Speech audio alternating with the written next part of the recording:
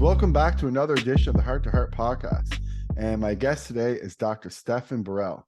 He is a family medicine and population health physician in Ontario.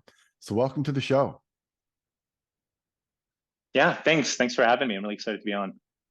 And just before we get started, I just wanted to ask you if you could give yourself or give the audience story a little bit of a background on yourself. Sure. Yeah. So I am, uh, as you noted, you know, I am a family doc, and I work with the Inner City Health Associates, and so we provide care in the Toronto shelter system. And I particularly work in serving elderly folks experiencing homelessness, and have been doing that for a long time. And before that, worked in kind of a home visit service for people who are unstably housed.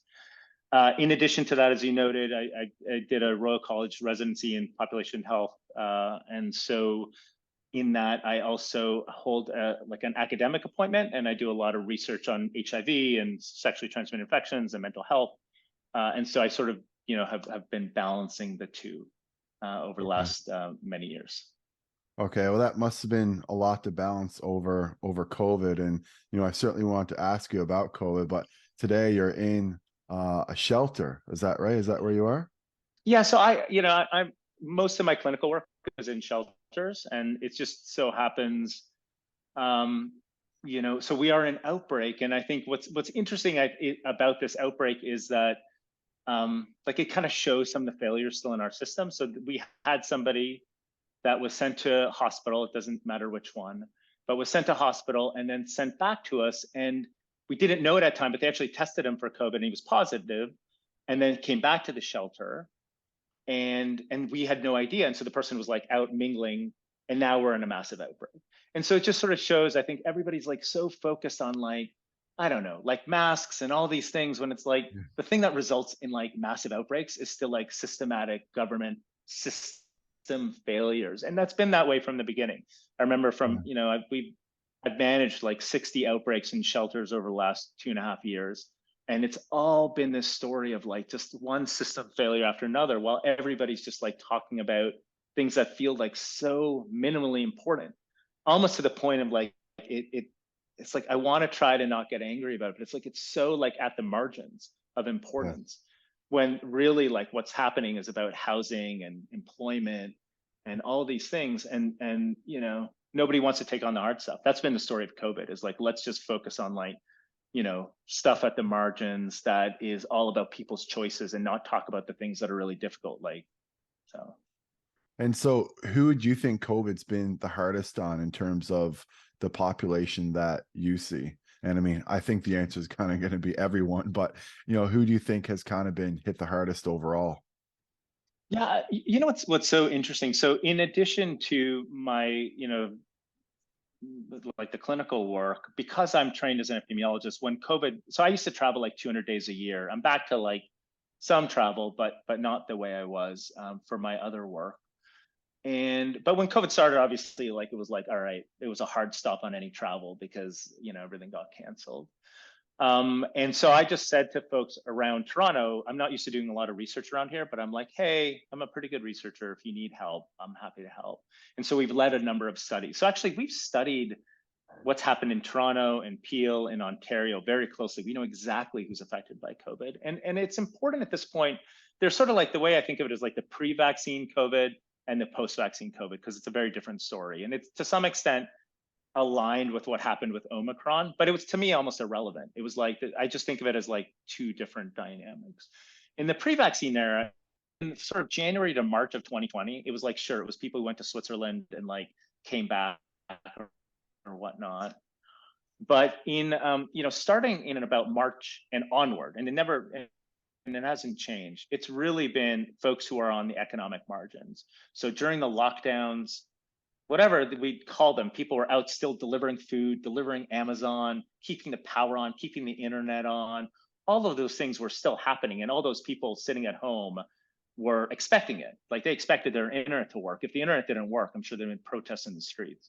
But none of that happened because the internet kept working throughout. Right. I mean, even Rogers went down for a day, and like the city of Toronto almost had a meltdown, Yeah, a few months ago. And I remember so that. none of those things happened. People are very comfortable, but we saw a lot of folks that were like, they were like Uber drivers, Amazon factory workers, all these folks that were like lining the hospitals and really affected. And we were sending a lot of folks. In the post-vaccine era, what's interesting is that now it's not about who gets infected, because basically everybody's gotten infected, but it's I about think like who's ending up still in hospital. And it's sorry, I was going to say, just on the note of who's infected, I thought I saw something the other day. It might have been from Eric Topol. I don't know how to say that guy's name. And I think he said either 94 or 96% of people have now been infected with yeah, COVID, something like that. So I didn't want to interrupt you there, but I yeah. just thought I would throw that stat out for people listening, because I thought they may want to know that. Yeah, and it's so interesting is you're seeing a lot of these people who are like, I've never had COVID. Well, I'll tell you my thing. I've had, I've never had a positive COVID test either. But like, I've had like 200 COVID tests. Not one of them has been positive. But I had all my exposures like before there was any COVID tests available. So it's like, it's one of these things that people are like, I've never had COVID. I'm like, you've had COVID. You just don't, it's like a funny thing of like, how do we define what it means to even be infected? You know what I mean? Like, it's just like you might have had literally, I had somebody in clinic, like in the shelter just on December 23rd, who I was like doing a full clinical exam on him. He was like, I have a mild sore throat. He's like, I'm looking at his tonsils, obviously, no, doing this exam. And then I'm like, we're just going to do a rapid, which was positive. You know what I mean? So he's like, how could it be? How can I have COVID? This thing is, and it's the reality is that like, everybody's going to have it. They just may not know it. You may just not have done a rapid that day that you had COVID. You know what I mean? That you were infected. But absolutely, like whether it be through serology, which is not a perfect measure, and some people have antibodies, some people don't. But if you were to do a full immune assessment, it's got to be over 90+%, unless you've literally been hiding in your home and haven't left your home and just been ordering in endlessly, for the last couple of years. And so to me, it's not about that. It's like, who's going to hospital at this point? That's the only thing I'll just say it. Like healthcare utilization, like I don't want somebody to go to hospital, and I surely don't want somebody to die of COVID. And so that's where the focus has been. And interestingly, in Ontario, the sort of inequities, you can measure this really closely along like economic lines, and that hasn't changed at all. So over the last now 3 years, we're like December 30th, 2022. So over the last almost 3 years, we have done nothing to change the sort of inequities in like the economics of who's going to hospital with COVID.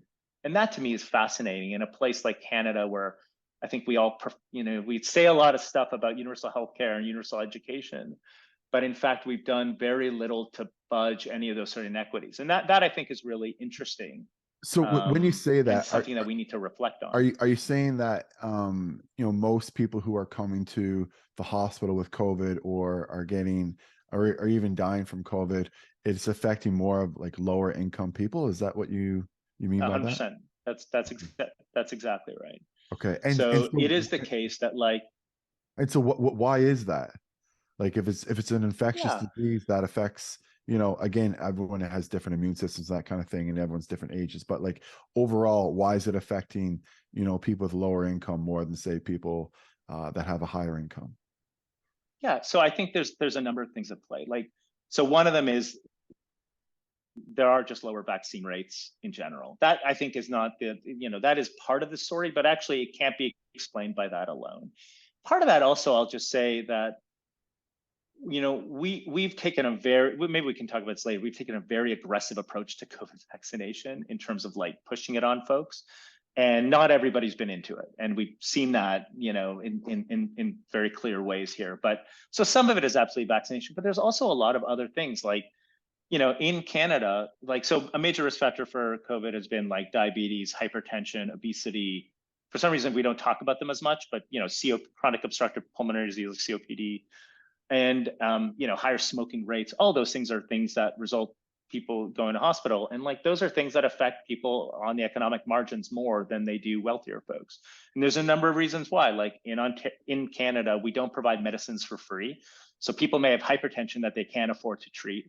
People may have diabetes that they can't afford to treat. And while we'd love for them all to go to the gym A lot of them have like 2 or 3 jobs, or, you know, so there's like all of Yeah. these things that are like deep structural issues that come together. And COVID kind of showed us that. And I don't know that we really paid attention to what it was showing us because we were yelling about masks and mandates, but it was showing us that, like, you know, if you don't take care of folks and don't do better by folks, it's going to affect everybody. You know, Yeah, but yeah. no, I'm glad that you said that, because sometimes, not all the times, but I do feel that sometimes in medicine we sort of don't like to talk about economics and how it affects health too much. And but the thing is that, if lack of, and I'm not saying that money buys happiness, because it doesn't do that. You can't go into a happiness store and buy happiness with money. You can't do that. But it can buffer stress, and it can give you, access to things that you wouldn't have access to otherwise. And some of those things may be, tools for, healthcare. As you said, going to the gym, takes time, it takes money. And, it's a lot easier to get to the gym when you're like, I just, I may work in 2 clinics, but I more or less just have, one job, where some people may have 2 or 3 jobs. They may not have, time to get there. It's going to be more difficult. Then you talk about, low income, and they're going to be eating foods that, are higher in calories, probably higher in sugar and fat overall, highly palatable foods. That's what they do with ultra processed foods overall. Whereas, whole foods are, much lower in calories in general, that kind of thing.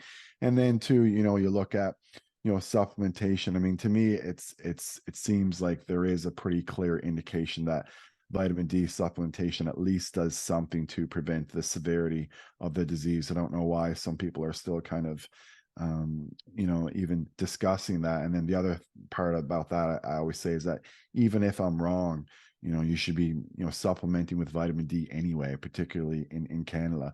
So, those are just a few things that when you are in a higher income situation, you are, going to have access to those things much easier than someone. So I can understand, now why you're saying that, this is an economic issue in Canada as well, and that we'll see that people who are, living in shelters and, places where, like where you're working now, they are going to be more susceptible to it. But then the issue is, we have identified it, but it's definitely difficult to manage it. And I think the only way to manage it is try to, put some resources, back into, the people that we're trying to help, and then potentially through, donating those resources, or, providing those resources, then maybe they won't, burden the healthcare system as much. And maybe I shouldn't say burden, because no one's ever a burden, but they shouldn't, Yeah. they wouldn't be using it as much as they would, so I do think that there are ways to correct it, but it will take some, top down structure. So it's not going to happen just from medical professionals. We need, health politicians and health officials to kind of get involved and to help make the transition for someone who is, lower income, to be able to have access to someone, to be able to have access to the things that someone who with a higher income would have. And I think that would help, decrease the overall hospitalization, not only from COVID, but, from other diseases as well. Yeah, I think that's exactly right. So, so my own reflection was when COVID first started, I remember so we set up an isolation site for people experiencing homelessness on March 12th, 2020. And so that night we started taking calls. It was a Saturday. And so that night we started taking calls from, hospital and discharge planners and emergency rooms, being like, for anybody who was in the shelter system, they could come to our isolation site that was in Scarborough. And we got, like, I don't do call. I'll just say this: I haven't been on call in a long time. But I was carrying a pager. Like, I was back to like residency and carrying a pager, and I was getting like 60 calls a day from Oh, like hospitals around the city, being like, we have somebody, they're not homeless, but they don't have anywhere to isolate. Can you take them? And the answer was no. We didn't, and it wasn't even me making the decision. It was a city-run site, so we are like the medical providers, but I don't make, it's like, you don't make the decisions. And the city only wanted to take in folks that they knew that had been in the shelter system. So all these calls are like, hey, can you take this person? They have nowhere to isolate. They have nowhere to isolate in their apartment. And the answer was no. And then they all went back. And this is like now at the beginning of this thing, when you sort of feel like you could have probably done something if we had taken people in and tried to do something quickly rather than sort of this like big shutdown that I think accomplished very little. And so instead of that, so we sent them all back into their homes, and they infected everybody in that household. Some of whom had then ended up back in hospital, and instead of getting discharged, they needed admission. And so indeed, I think it's like it's not a matter even of like sort of political leanings. It was just a matter of like we spent the money anyways. Like I'm not even. I got to tell you, like I'm not that worried about the economy. The economy's never been a big part of my something I worry about. I'm happy to pay tax. None of that bothers me. But like it was the way we spent money during COVID, where it was like, all right, we're just going to shut down all these things almost like arbitrarily, but keep open the things that feel comfortable because like we want Amazon to keep coming. Like if they'd shut down Amazon, people had gone to the streets. You know what I Yeah. mean? Even all the kind of COVID zero people would have like gone to the streets. If they had shut down Costco, people would have gone to the streets and like rebelled. Or if they again shut down internet, power, heat, any of things. I'll just give you like a funny statistic. When we were trying to figure out who was an essential worker, we broadly defined it as somebody who had to leave their home during the lockdown. And people are always shocked that that's over 60% of people in Toronto need to leave their home during a lockdown so that the other like 38% can like sit at home and just, be safe or do whatever they were doing at home. And so it's just this kind of an amazing thing where you're like, it's a lockdown. I'm like, I remember being in a lockdown, being in traffic in Scarborough, because everybody in Scarborough is still like working. You know what I mean? Yeah. They're still going out and like doing all these essential services that all the people in like Rosedale or whatever want and need in order to be comfortable. So I just like it wasn't that we didn't spend the money. I think that's what pains me. It was just that we spent it on things that like were totally inconsequential and really and angered people, and I think derived very little benefit from. Yeah, I think that the money definitely could have been spent, quite a bit better. And I think too that we may not have needed to have spent as much money if we just allowed people to work. And, initially when, very, very initially when the lockdown happened, like March and April of 2020, I was just like everyone else. I was, maybe a little bit overly concerned or paranoid. I'm not sure what the word is, but I was like, yeah, we probably do need to lock down. Like we don't know what's going on. But, after, a few months went by, I think then we would have had, more data to make better decisions. And I think one of the decisions that we could have made is, let's keep everything safe as possible without disrupting society.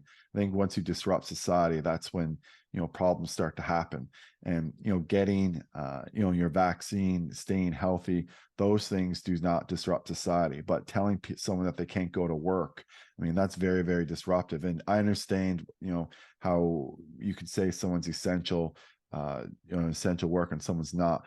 But personally, for everybody, work is essential. Work is essential not only to, generate income, like we said, you have to generate income, gives you, better access to resources and things like that, but also too, just for your own well-being. If you lack that kind of sense of purpose, a lot of people get a sense of purpose from work, then, Totally. and then the other thing too, is that unfortunately, when people don't work and don't have a sense of purpose, they fall to their vices. There's some stoic quote on that. I actually forget who it was, but that's what happens though. And so that's why drinking increased, and a lot of like really poor substance abuse behaviors increased during this time, is No, because and wait, people had no. and a ton of waking, Yeah, weight and gain a is ton really bad. of waking. Yeah, I know a lot of It's people out of personally control. that like gained so much weight during COVID because they were just at home. They couldn't go to the gym. And the other thing too about the gym is like it takes time to build that habit in. Like it's not like, you can just go to the gym, then all of a sudden you're off and then, get right back into it. Like you need to build that momentum in, and for some people it's very, very difficult. So, I really feel sorry for those who, had that momentum, going for the first time in their life. And then, all of a sudden it's just stopped and they're unable to, do what they were doing. And, it took them, years maybe to create that momentum, which is, very, very unfortunate. But one thing I definitely want to Yeah, ask about. I'll just, I mean, Yeah, sorry, go ahead. yeah, can I just jump in? I think, you know, what's interesting about that, I'll say, is that like, so we, just because both my wife and I travel a lot, and so we alternate traveling, but we have kids. And so we had built a gym in our basement, a pretty like reasonable gym before COVID. And, you know, and so we had like, what was interesting to me is that like, so we had this gym, and when people would come by, they're like, oh my God, you're so lucky you have a gym because everything's totally sold out.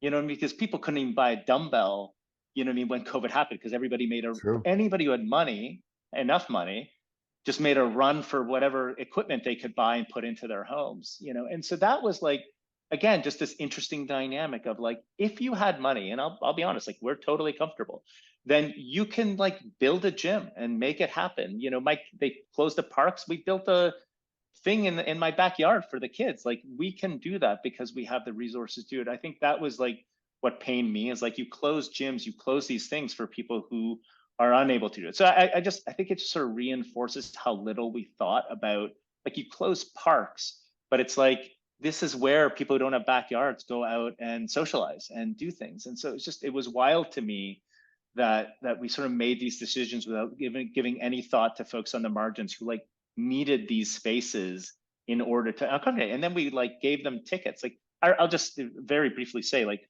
in April of 2020, we had a guy come in, and he got an $800 ticket from sitting in a park. But we tell them, like we ask them when it's warm enough to like go leave the shelter. Like it allows people to, you know, not just forget about it, but just really reflect on like what happened during that time. So.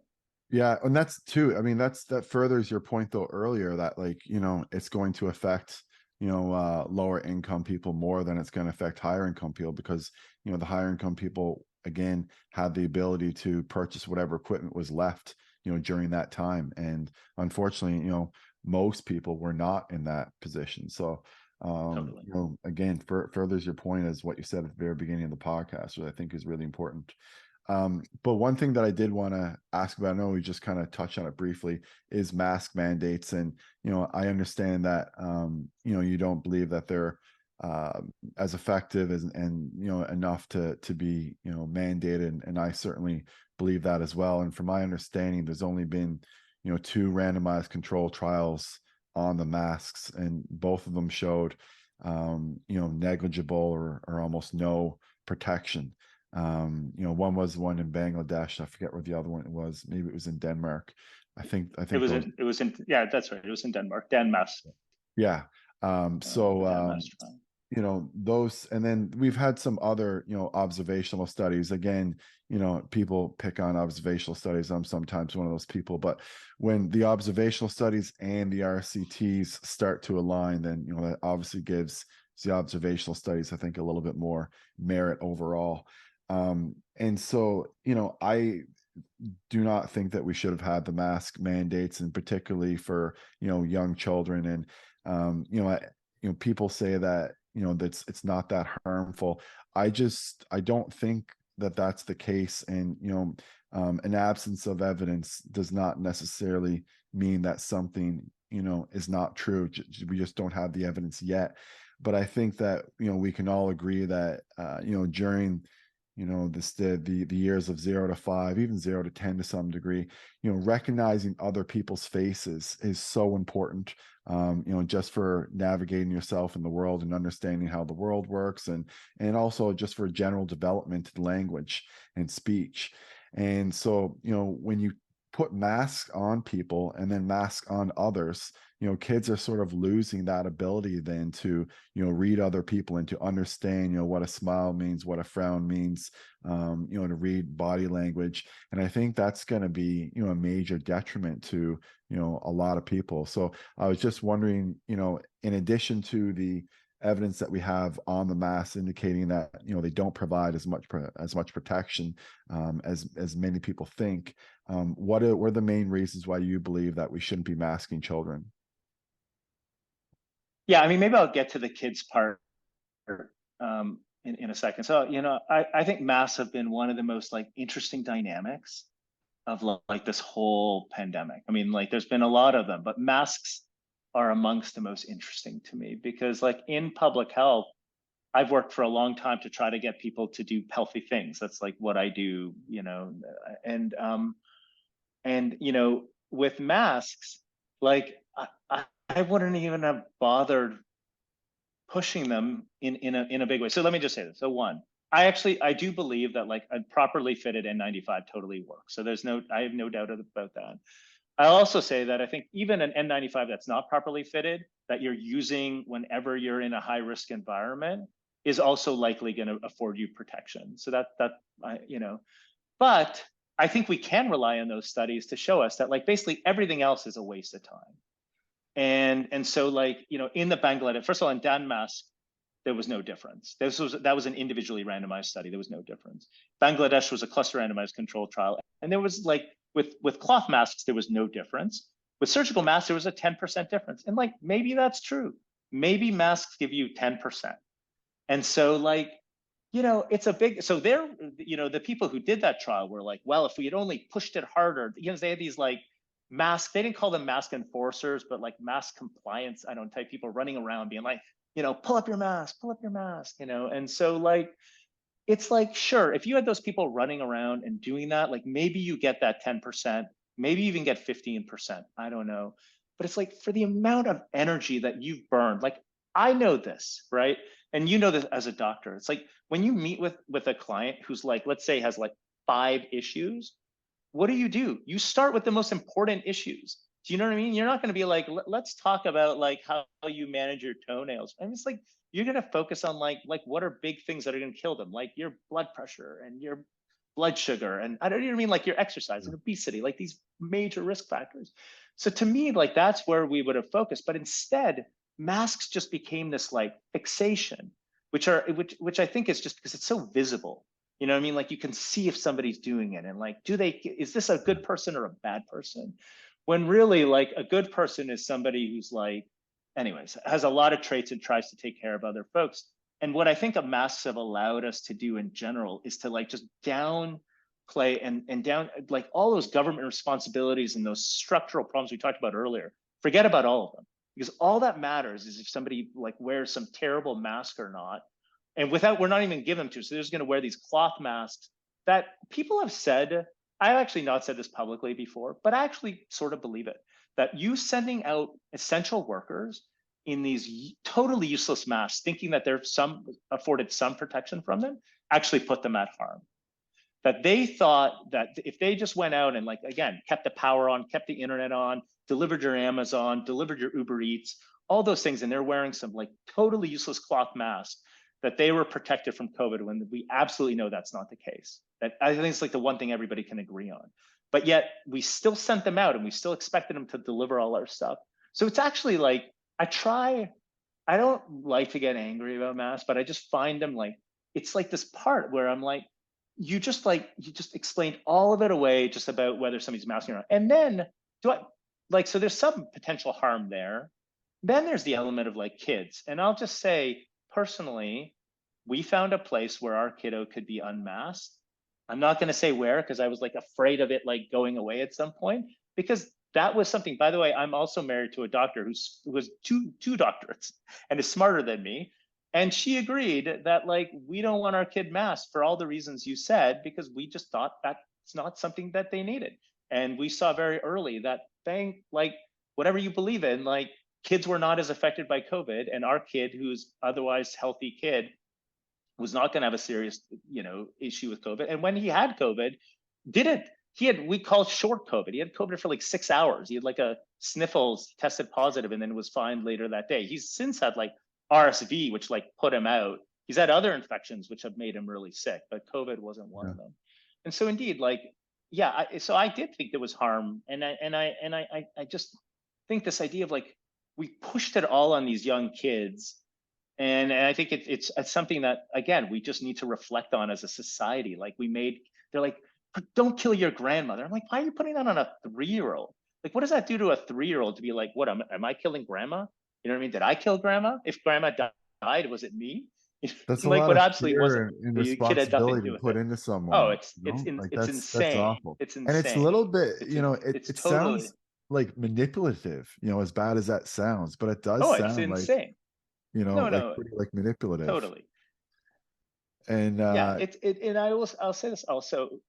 Yeah, I mean, I'll go just ahead, say go something ahead. that I Yeah. found sort of interesting during COVID, which was that like COVID obviously affected old people, young people with comorbidities, but basically old people. And I think a lot of old people like saw what happened in Italy. I don't think they were as worried about what happened in like in Asia because people feel like that's very far away. But they saw what happened in like Lombardo and these places in northern Italy, and they're like, oh, like let's shut down everything to protect my life. I don't, whereas like when H1N1 happened and kids were actually more affected by H1N1, there was never a thought that you'd be like, let's shut down everything for, because it's just this thing where I was like, it was also partly like we have these like octogenarians who are like in charge of our many of our governments, like whether it was Trump who's close to 80 or Biden who's close to 80, like you have these really old folks in charge and they were just making decisions about themselves as compared to thinking about like how everybody in society is the safest and can do the best. Yeah. I do feel that like the part with the children and the masking, like you had said earlier, like that kind of bothers me too, because I do feel like it is a little bit like a form of manipulation overall, and also too just to instill that kind of like responsibility in a 3-year-old. Like, if you don't wear this, grandma's gonna die. Like, that's crazy, like it's It's not something insane. that a 3-year-old should hear, and it's not good for their Yeah. for, Or a for 7-year-old yeah, or a or a 7. 10-year-old. Do you know what I mean? Kids, yeah, kids can't manage like that sort of, and they shouldn't. They should never have to be put in that place, particularly in like a wealthy, safe country like Canada. Like, I think kids in some parts of the world have to deal with horrific things, but like that's not the case here. And I think putting that on them, we surely didn't put that on. I remember walking down the street one time and my kid, because the kids hear about COVID all the time. And, my kid, who then I probably was like 4, was like asking me about COVID. And I said something like, don't worry about COVID. And this other parent was like, what'd you say? I'm like, don't, like, we were just walking down the street. I'm like, it was just this thing where I'm like, I kept Yeah. telling my kid, don't worry about COVID. Don't Thanks. worry about COVID. COVID's not a big deal. You're going to hear a lot about it. Don't worry about it, because I don't want them like spending their young childhood worrying about some infectious disease that really is not, they're not at risk for. And I Well, don't there's want them owning the downstream responsibilities. and there was CDC data that indicated that if you're below 6, like RSV and like the flu, like they're much worse than COVID. So Oh, like they're it's much not worse. so like Totally. it's not something that they really needed to hear about. One thing I wanted to ask you about though too, and it's kind of interesting because we just kind of discussed how masks, don't really provide too much benefit unless you're wearing an N95 mask. And the best data we have indicates that it may provide 10% protection. That really is unfortunately all the data that we have right now. But do you think that that contributed to, and I'm not even convinced this term is true, but did it produce immunity debt? A lot of people are kind of wondering if that's why more people are getting sick right now.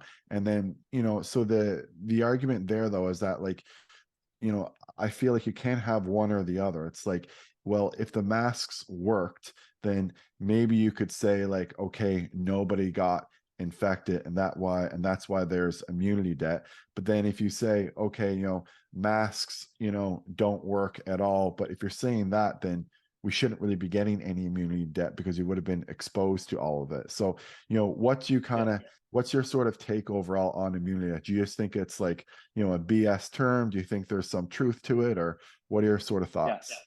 I think the term itself is a harmful term. It's not an, and the term that we use and has historically used goes back like 6 years is immunity gap. And I know people are like, oh, gap debt, what's the difference? But I just to say this, I don't think we owe any debt to an infectious disease. Like, and I don't think we do that at the individual population level. And so, but I do think we can have immunity gap. We know that to be we know that to be true. Like, we know that people who are vaccinated against smallpox are protected against smallpox. We know that people who were alive in 1976, for their H1N1 pandemic were better protected in 2009 and 10 from their H1N1 pandemic because they had exposure.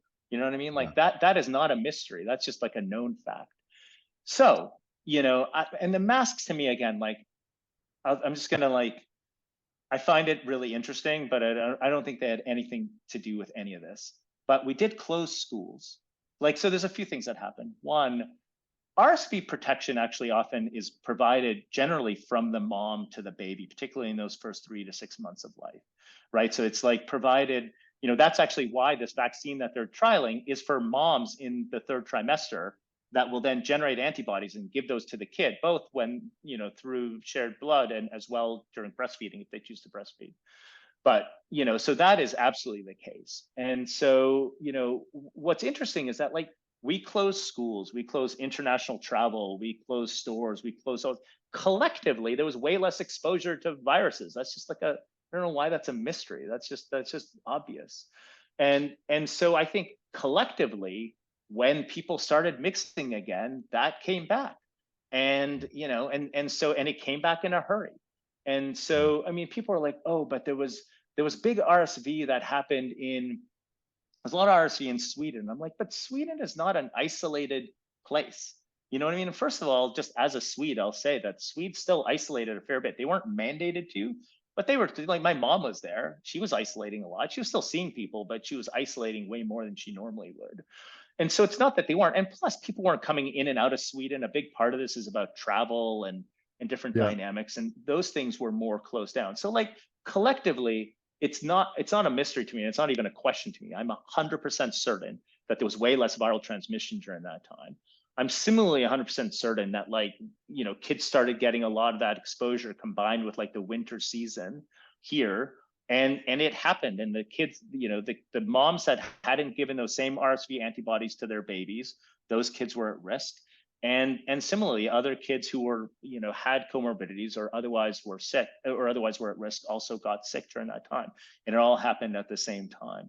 So I mean, I think like and no, I don't think that like COVID results in some sustained immunosuppression, because we've not seen that in anywhere in the world, and we've not seen the traditional like opportunistic infections, like I don't know, like CMV, or like there's lots of opportunistic infections that we know to be problematic for folks, PJP, others that have not happened. And instead, it's been the traditional viruses that kids get, like RSV, that have been affecting them. So, you know, yeah. So I just think that it's like the term immunity debt, I think it is a new term. I think that is true. Like it came up, but it was interesting. The term was first coined by a French pediatric infectious disease group. And part of it, I think it was just like a bad translation from French into English. I'll just say that like they often are forced to write their articles in English. They, generally are forced to write their articles in English.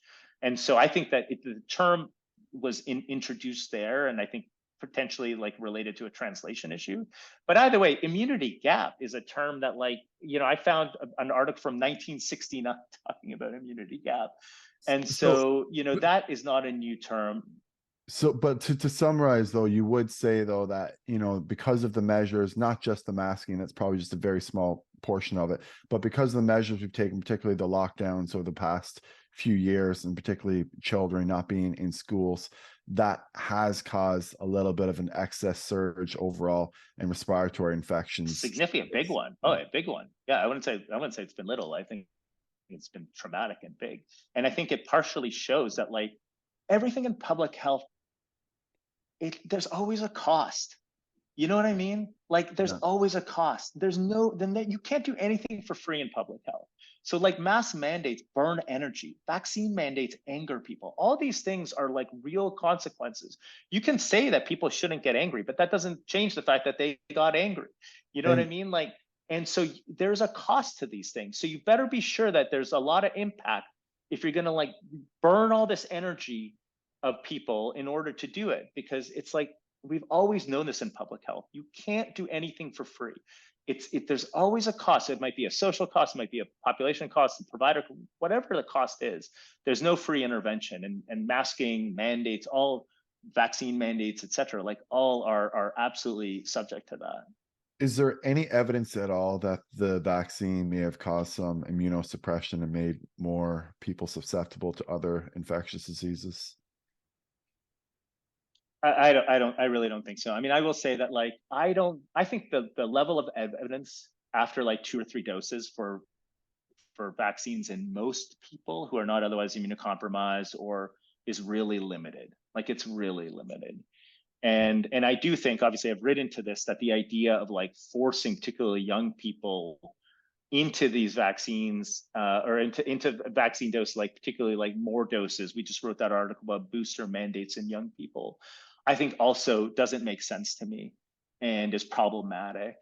And so, but I've not seen evidence. Like I've run this vaccine program. We've delivered thousands and thousands of doses. I've not seen evidence of any immunocompromise or opportunistic infections or any other dynamics in older Okay. folks. But I do think that there is evidence of other issues, like, I don't know why this has become so controversial, but like myocarditis, pericarditis in younger men, particularly, and Yeah. particularly with additional doses, like 3 and above doses. And so, yeah, I've not seen any evidence for it, and just in my clinical practice, as having delivered thousands of doses, as well as in the literature. Would you then say for someone, say that you're a male between 18 and 39, I think that's the, most at risk category for myocarditis. Would you say then that those people should only get 2 doses and stop, or what would you be your recommendation to someone who's between 18 and 39 and does not have any comorbidities? Yeah, so I'll just stay away from like doing any like specific recommendations, Sure. Yeah. because I think all of these things should be done at an individual level. But I will just say, like, to me, um, I think the evidence for additional doses like is extremely low. And I'll just say, like, in my perfect world, I would have done this. For younger people, I would have just done, like, we could have done serological testing after, we could have given them 1 dose, done a serological test at that dose and seen if they've been previously exposed to COVID and called that like their second dose, and even been done with it. Like, I don't even know that, like, for younger people, particularly 18 to 29, like, we needed even that second dose, younger men particularly. Or there might have been some like interesting, like we might have been thoughtful about which vaccines we used based on the age groups. Like, there were some issues about clotting in women with some vaccines, and myocarditis with other vaccines. Like, we might have been thoughtful about these things, Well, but I in don't think the we used any of those things. I think we just like kind of Yeah, because the Moderna, they're using 100 micrograms, whereas 100 Pfizer is micrograms. That's right. using 30, right? So I think the That's right. overall, That's exact it for was the adult shown dose. that Moderna might have about 3 to 5 times increased risk of myocarditis compared to Pfizer. So, for someone who falls into the age category of 18 to 39, particularly 18 to 29, the males, 18 I to I would think, say 18 to 29 is where generally we saw it drop down precipitously after 30. okay. I I'll mean, just say those that. people probably should have, only received Pfizer, or at least should have been given the option, I think. But unfortunately, I don't know if we didn't have all the data at the time when that came out, but, it seems like that would have been the safer choice overall. And again, And, it's and not that's like, the way it went, by the way. That they did change the guidance to that eventually. That there was a preference, because people got into these like brand wars. Like, I'm a Pfizer person, which is so, it's insane to me, but just shows how powerful like marketing is. Do you know what I mean? Like, yeah. that's not by accident. That's marketing. I saw people with But Pfizer that tattooed on their oh, arm. They got like insane. five, you know. Yeah, yeah. No, but that's it. But Pfizer should be congratulated for doing that. Like, that is like a testament to like marketing that Yeah. I mean, that is like, I'll just say this, like AstraZeneca and J&J, because they weren't trying to really make money off the vaccines, you didn't see them market as much. Whereas like in the States, because I work, I work in the US also, like there was just so much marketing and so many advertisements about vaccines, that it was like, it's just interesting. And I think Pfizer, they should be congratulated for their marketing around it. That aside, it's absolutely the case that that's where the guidelines ended, where we did a preferential use of Pfizer unless people really wanted Moderna. We did preferential use of Pfizer for anybody under 30. The default for anybody over 30 was Moderna. And unless again, the people who were like going to be given Moderna over 30 were like, I won't take anything but Pfizer, then it's like, all right, when we had enough Pfizer, then they were able to get Pfizer. And similarly, the people who are like 15-year-olds are like, I want Moderna. Then it's like, all right, like, we're not going to fight. And so you can have it. But we would explain to them, like, there is an increased risk of myocarditis. And they're like, I don't care. I want Moderna. I want Moderna. And so, I mean, I think it's like, there was this sort of interesting night, but that is where the guidelines ended. And we wrote an article just saying, like, for kids, particularly for who are otherwise healthy, can we just kind of go through a bit of a normal process? Not because, and this is where I was first called an anti-vaxxer, which is amazing to me. It's just ridiculous. But that aside, it was like, it's not about that we're going to find a lot of like delayed responses. It's just about, it takes time to clean data, and it takes time to organize things and figure out that these trends are emerging, particularly like pretty rare trends, one out of every 5 or 6,000 people being affected by it. So it's just like, can we just take a little bit of time to figure this out? And to that, people are like, you're an anti-vaxxer. I'm like, I'm going out vaccinating on Saturday nights. What are you doing?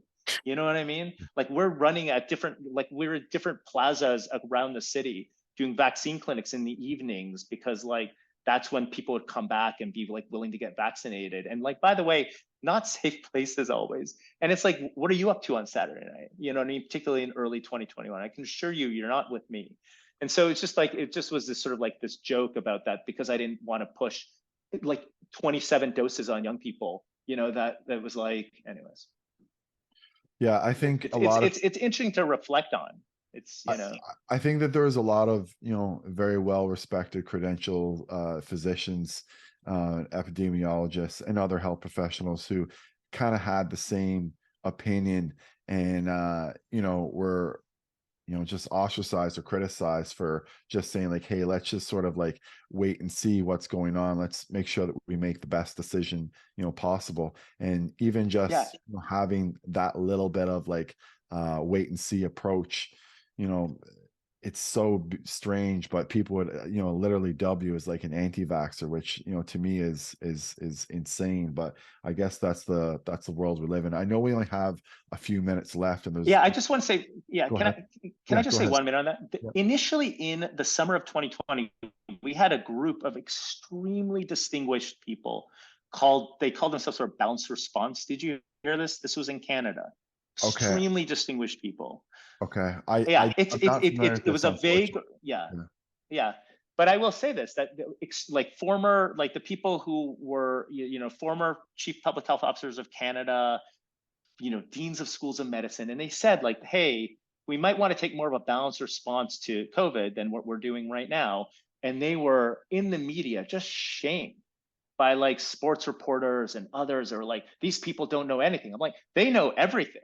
These people know everything.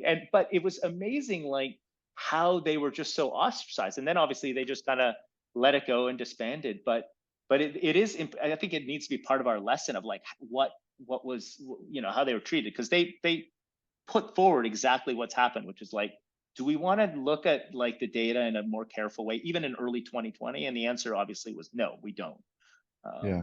I think what happens there is like, see, Anyhow. there are a lot of crazy anti-vaxxers, like there are. So then as soon No, of as course, you, totally. so Yeah. then as soon as have any kind of question about it, people just put you in that category.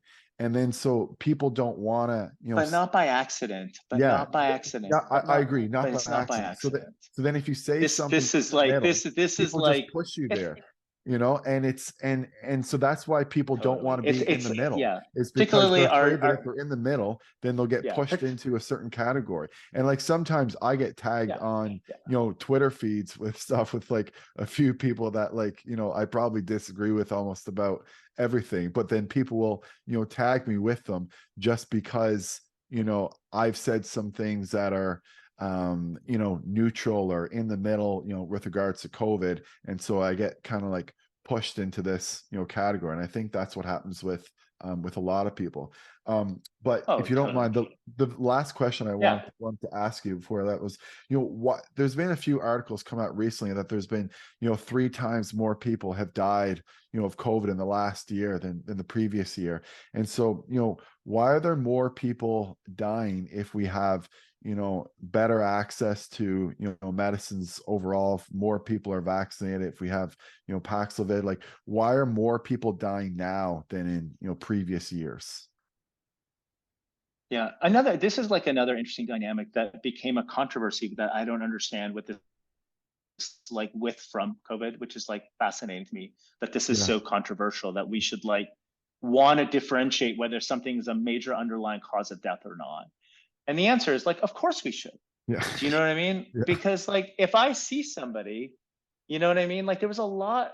First, I just don't know why it's a controversy, but I don't think that's by accident either. It's like this is totally like our disinformation specialists who often are like putting out disinformation. But basically, you know, we are testing for COVID a lot, right? Anybody at this point, it's only the case now that we're changing, like for folks who get any surgical measures are getting COVID tested, but basically anybody who comes into hospital is getting tested for COVID. It's an admission criteria. I just had somebody here who's going to detox. They wouldn't take him until he got a COVID test. I'm like, I don't know why you're not like this person wants to come into detox and you're going to block him.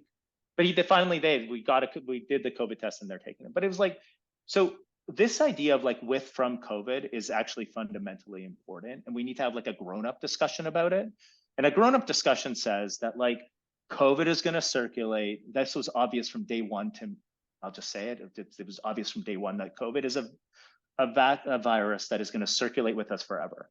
Just is, you know, and just like, you know, pandemic influenza is still there from 1918, is still with us now. It's unlike SARS-1, even though they have similar names, which doesn't circulate because it just was a very different virus.